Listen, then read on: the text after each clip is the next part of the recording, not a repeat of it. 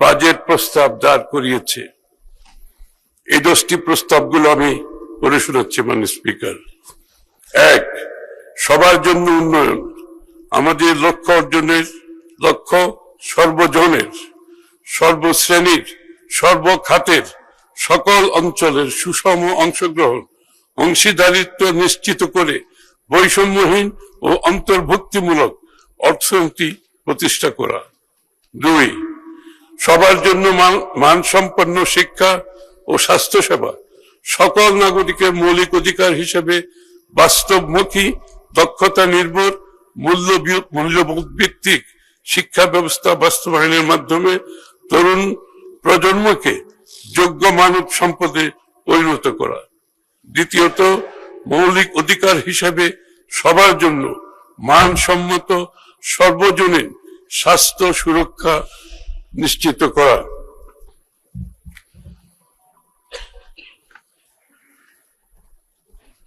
5, বিনিয়ন্ত্রণকরণ, deregulation এবং সাশ্রয়ী ও সহজীকৃত ব্যবসার পরিবেশ সৃষ্টি করা।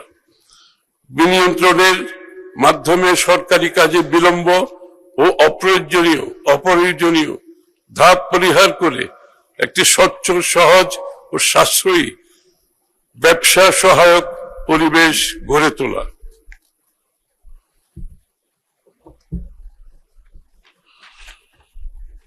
ফিরিয়ে আনা এবং খাল খনন কর্মসূচি পুনরায় শুরু করার মাধ্যমে একটি টেকসই, সবুজ, পরিবেশ সহনশীল, বাসযোগ্য ভবিষ্যৎ গড়ে তোলা। 10,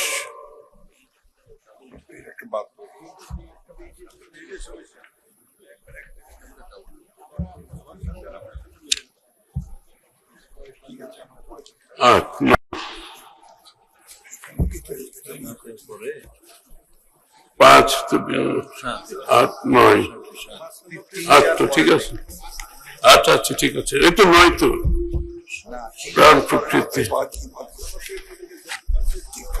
আচ্ছা আর্থিক খাতে, সরি।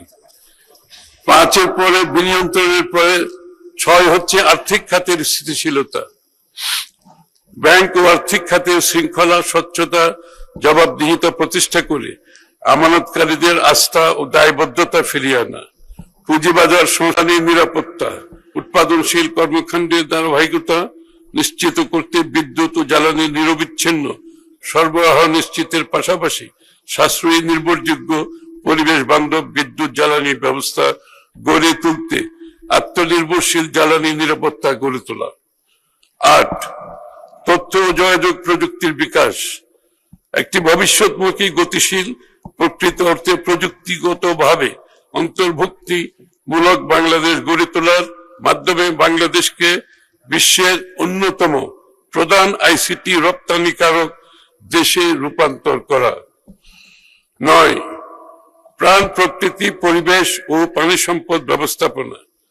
জলবায়ু পরিবর্তনের অভিঘাত থেকে দেশকে রক্ষা করা ও জীবন বৈচিত্র্য সুরক্ষার জনগণের অংশগ্রহণে বনায়নকে একটি সবুজ বিপ্লবে রূপান্তর, উন্নয়ন কর্মকাণ্ডে পরিবেশগত বিবেচনার পাশাপাশি নদী সমূহের নব্যতা ফিরিয়ে আনা এবং খাল খনন কর্মসূচি পুনরায় শুরু করার মাধ্যমে একটি টেকসই, সবুজ ও পরিবেশ সহনশীল, বাসযোগ্য ভবিষ্যৎ গড়ে তোলা।